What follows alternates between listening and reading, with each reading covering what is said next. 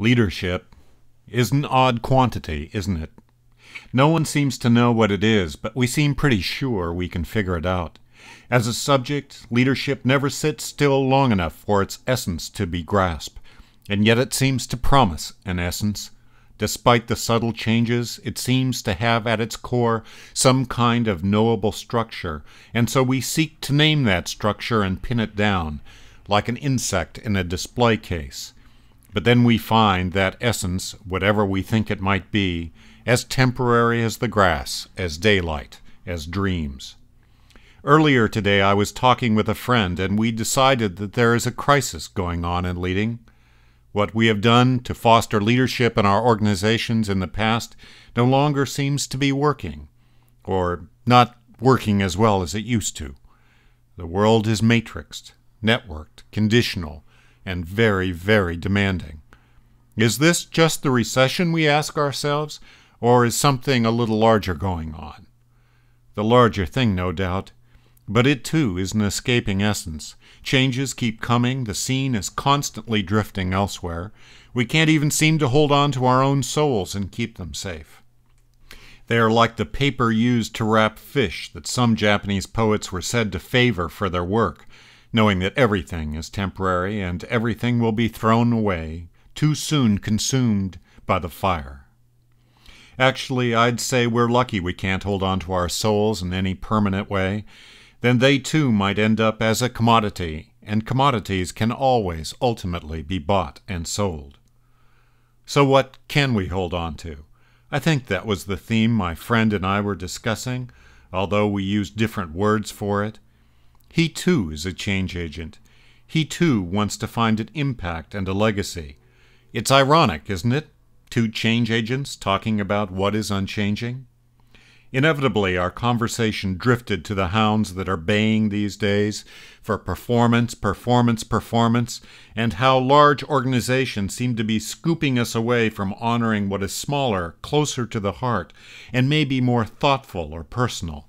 A common lament, and a useless one. The tide keeps turning, the day keeps turning. The grass, well, you know the grass. I was out for a walk, and it occurred to me the leadership journey has always been like this instability and ambiguity at the core. It seems easier at the start. The grass is green, the light is fine right here, even if the forest in front of us is dark. But it doesn't stay that way. Suddenly things are altogether different from what they seem. The weather changes, snow falls. Suddenly the rooms we once felt comfortable within are filled with smoke and mirrors. The decisions come hard and fast until what once was daylight becomes dreamlight, except we still think we know what's true and real and what's not. Well, as they say, perception is reality. Perception and reputation, that is. Perception and reputation are what's real. How you are viewed and what people think of you, you have to deal with that. No getting around it. You might be able to ignore it for a while, but not forever. One day you're in, and the next day you're out. And somehow there's a belief that's going around that in and out are the result of your performance. Of course, the slippery part is, that's true in part, just as its opposite has some truth in it as well. The system, events, circumstances, coincidence, and synchronicity also have something to do with it. Your life thread. An age ago, someone said to me the reason middle managers find it so hard to change is that they don't really know the reason why they are where they are. Therefore, because they don't know the reason, they're afraid to change the formula, and they and the organization are stuck. I think that's a harsh and cynical view, and disrespectful to those who hold the job. And respect, now there's an intangible. Yet it doesn't seem to change much, does it? Along with reputation and perception, respect seems to have a permanent place in our view of what effective leadership is all about. Respect for what is worthy of respect. And I would add to that list the inner strength of one's values, and also the capacity to be vulnerable. People wonder what will create engagement these days.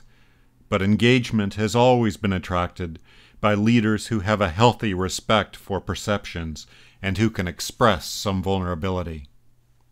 Maybe the truth about us change agents is that we're not interested in change at all, but simply in things that are intangible and that last, that have meaning, and everything else, every other fad of leading, every new piece of jargon, new twist, is something we just use as a tool to get at the underlying things, those universals, farther down in the matrix, at the foundations of what's truly important.